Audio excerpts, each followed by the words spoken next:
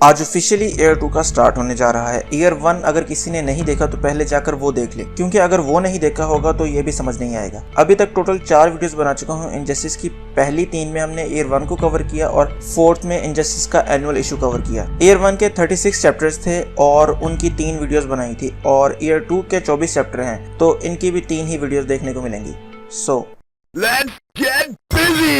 Year 2 का start पास से होता है जब हाल जॉर्डन, ओलिवर क्वीन और डायना वर्ल्ड को सेव करने के बाद ड्रिंक्स के लिए एक बार में आते हैं। तो बार में वहाँ कुछ बदमाश ब्लैक कैनेरी यानी डायना को छेड़ना शुरू कर देते हैं। तो ये सब देखकर ओलिवर हंसता है, क्योंकि उसे पता है अब इनको मार पड़ने वाली है। तो वो गुंडे उसे हंसता हुआ देखकर उसके पास आकर गिरेबान से पकड़ते हैं और कहते हैं, क्यों भाई, तुम बड़ा एंजॉय कर रहे हो और मुस्कुरा रहे हो। तो ओलिवर कहता है, मैं तो बस ऐसे ही किसी और बात पर हंस रहा था। तो डायना उसे आकर कहती है कि इसे छोड़ने का तुम्हें आखिरी मौका दे रही हूँ, वरना तुम्हारे साथ बहुत बुरा होगा। तो ओलिवर को मुखातिब करते हुए वो गुंडा कहता है, तुम्हें अपने आप को बचाने के लिए औरतों की जरूरत है क्या? अभी उसकी बात खत्म ही होती है कि ब्लैक कैनेरी उसे उठाती है और दूर फेंक देती है, और वो बाकियों की भी अच्छी खासी धुलाई करती है। इसके बाद वो अपने ड्रिंक्स को एंजॉय करते हैं और वहां से चले जाते हैं। अब प्रेजेंट में जहां पर ओलिवर को सुपरमैन ने मार दिया है और सब उसकी कब्र पर खड़े हैं। कब्र के एक तरफ बैटमैन वाली टीम है और दूसरी तरफ सुपरमैन वाली। जंग कुछ देर के लिए रुक चुकी है। हाल जॉर्डन डायना के पास आता है माफी मांगने के लिए, लेकिन वो उससे पूछती है कि क्या तुम अभी भी सुपरमैन के साथ खड़े हो?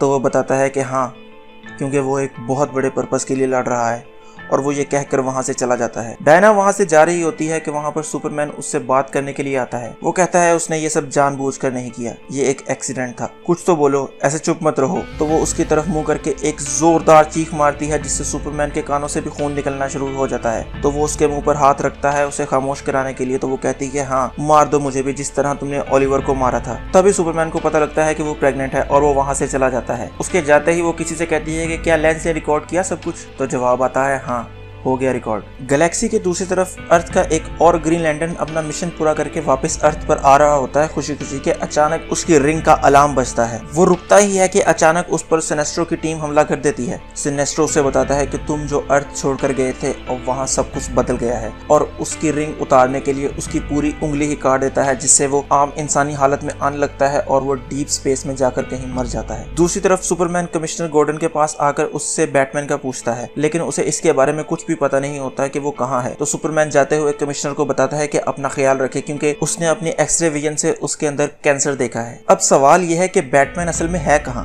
तो बैटमैन को एल्फ्रेड ने ज़टाना की हेल्प से डॉक्टर फेट के टावर में सेफ रखा हुआ था, जो कि टाइम और स्पेस से भी अवे था, और वो ही एक जगह थी जहां पर सुपरमैन उसे ढूंढ नहीं सकता था। दूसरी तरफ यूनिवर्स के गार्डियंस अर्थ की हालत देखकर परेशान है। वो अर्थ के एक और ग्रीन लैंटर्न गाय गार्डियन को बताते हैं कि हमें लगता है कि सुपरमैन अर्थ पर अपना कंट्रोल बनाने लग गया है। पहले तो वो हंसता है कि वो मासूम सी शक्ल वाला सुपरमैन वो कभी ऐसा नहीं कर सकता, लेकिन जब वो उसे बताते हैं कि कायल, जिसे अभी कुछ देर पहले सिनेस्ट्रो ने मारा था, वो मिसिंग है और उसकी रिंग अर्थ के पास ही अपना सिग्नल खो गई थी, तो वो कहता है, लगता है मुझे खुद अर्थ पर जाना चाहिए। तो गार्डियन कहते हैं कि नहीं, तुम अकेले नहीं जाओगे इस मिशन पर। अब वॉच टावर में सुपरमैन ग्रीन लैंटर्न को कॉल करके कहता है कि तुमसे एक काम है। कांग्रेस यूएस गवर्नमेंट को बंद करने लगी है और तुम्हें उन्हें जाकर रोकना है, और वहां मैं नहीं जा सकता क्योंकि मैं गुस्से में हूँ, और मैं गुस्से में कुछ ऐसा वैसा ना कर बैठूं, इसलिए मैं तो नहीं जा सकता वहां, लेकिन वहां पर फ्लैश तुम्हारी मदद के लिए जरूर मौजूद होगा। तो हाल जॉर्डन उससे डायना का पूछता है कि वो कैसी है। तो सुपरमैन बताता है कि डॉक्टर्स का कहना है कि क्या पता होश कल ही आ जाए,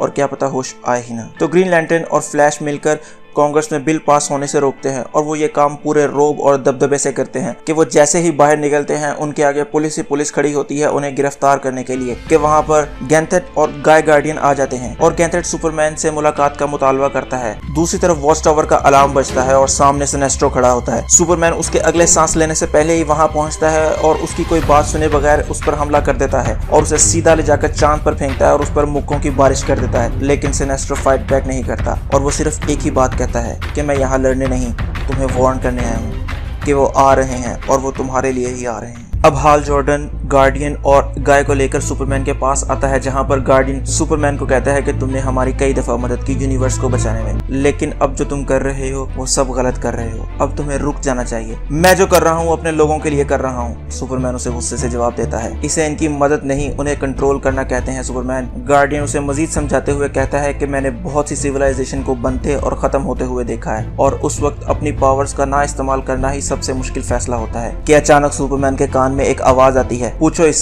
इससे वही सवाल। तो सुपरमैन गार्डियन से पूछता है कि क्या जब क्रिप्टॉन तबाह हो रहा था तो तुम लोग देख रहे थे और तुम लोगों ने उसे तबाह होने दिया? तो गार्डियन शर्मिंदगी से अपना सर झुका लेता है। तुम्हारी जुर्रत कैसे हुई यहाँ आकर मुझे अपने फर्ज का पाठ पढ़ाने की, कि जबकि तुम लोगों ने मेरे माँ बाप, मेरे लोगों और मेरे प्लेनेट को तबाह होने दिया? सुपरमैन गुस्से से कहता है। तो गार्डियन जवाब देता है कि हमने उन्हें बर्बाद नहीं किया, उन्होंने खुद अपने आप को तबाह किया। निकल जाओ मेरे प्लेनेट से और कभी इसकी तरफ मुड़कर मत देखना, सुपरमैन गुस्से से गार्डियन को कहता है। तो गार्डियन उसकी हालत पर अफसोस करता हुआ वहां से निकल जाता है और जाते हुए हाल जॉर्डन को भी अपने साथ ले जाता है। एक तरफ सब ग्रीन लैंटर्न्स को अपने सब मिशन बीच में छोड़कर ओवा प्लेनेट पर पहुंचने का ऑर्डर मिलता है और दूसरी तरफ सुपरमैन अपने सुपर सोल्जर्स की आर्मी को लेकर गौथम पहुंच जाता है, क्योंकि उसका मानना था कि गौथम को सबसे ज्यादा जरूरत है आर्मी की। तो वो सब पुलिस वालों को पीछे हट जाने का हुक्म देते हैं और सुपर सोल्जर को सड़कों पर मार्च करने का हुक्म मिल जाता है। ये सब कमिश्नर गॉर्डन की बर्दाश्त से बाहर हो जाता है और वो बारबरा के पास जाकर, जो कि व्हील चेयर पर है, यानी यहाँ पर भी बैटमैन द किलिंग जोक वाला वाकया हुआ है, तो वो वहाँ जाकर उससे बैटमैन का मुतालबा करता है, लेकिन वो बताती है कि मुझे नहीं पता। लेकिन गॉर्डन उसे बताता है कि उसे सब पता था शुरू से ही कि ब्रूस वेन ही बैटमैन था और तुम ही बैटगर्ल थी। तो वो हैरान होती है ये सुनकर।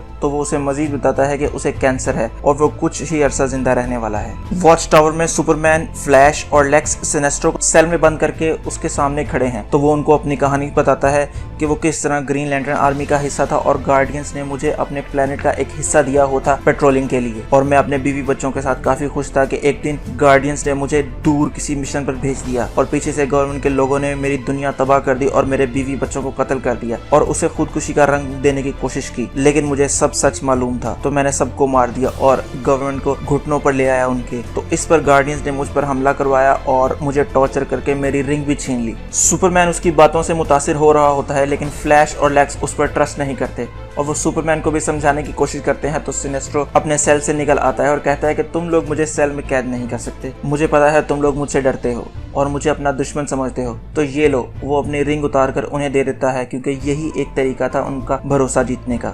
दूसरी तरफ ओवा प्लेनेट पर सब लैंटर्न्स इकट्ठे होते हैं, जहां पर हाल जॉर्डन गार्डियंस को कन्विंस करने की कोशिश कर रहा होता है कि सुपरमैन जो भी कर रहा है वो एक बड़े कॉज के लिए कर रहा है। जब से उसने चार्ज संभाला है क्राइम रेट काफी कम हो गया है, लेकिन गार्डियन उसकी बातों पर कान भी नहीं धरते और काउंसिल डिसमिस करके उसे वहां से जाने का कहते हैं। वहां उसे उसका पुराना दोस्त जॉन स्टुअर्ट मिलता है, जिसे वो सुपरमैन वाला सारा वाकया बताता है। अब गार्डियंस ने एक बहुत बड़ा स्क्वाड बनाकर सुपरमैन को पकड़कर ओवा प्लेनेट पर लाने के लिए भेजने का प्लान बना लिया था, जिसमें हाल जॉर्डन नहीं जा सकता था। वो सब उसके इर्द गिर्द इकट्ठे होकर उसे समझाने की कोशिश करते हैं कि पागल मत बनो, गार्डियंस की बात सुनो, वो कभी भी गलत नहीं होते। तो वो एक बहुत बड़ा पावर का ब्लास्ट करता है और वहां से भागने लगता है ताकि सुपरमैन को वार्न कर सके, लेकिन गार्डियंस और वो सारे मिलकर उसे पकड़ लेते हैं और उसकी अच्छी खासी धुलाई के बाद गार्डियंस ये फैसला करते हैं कि इससे रिंग वापस ले ली जाए और वो रिंग लेकर जॉन स्टुअर्ट को दे देते हैं और उसे सेल में बंद करने का कह देते हैं और खुद सारे सुपरमैन पर अटैक करने के लिए निकल जाते हैं और यहाँ पर पहले 8 चैप्टर्स का एंड हो जाता है। तो अगर आपको ये वीडियो पसंद आई हो तो लाइक करें, कमेंट करें और सब्सक्राइब जरूर करें। तो खुश रहें, खुश रखें। अल्लाह हाफिज।